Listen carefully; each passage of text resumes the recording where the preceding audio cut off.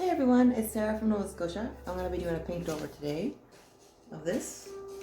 I'm not really happy with it, so I'm going to change it. I'm going to be using, I have brown, violet, gold, bright green, black, scarlet red, orange, yellow, white, green, like a kind of a deep green. I will put all the names of these in the description. Alright, so I'm going to be doing a bunch of ring pours. My plan is to make like an exotic type of wood across this and then more of an explosion coming out the middle. So I'm going to do ring pours and then a straight pour in the center.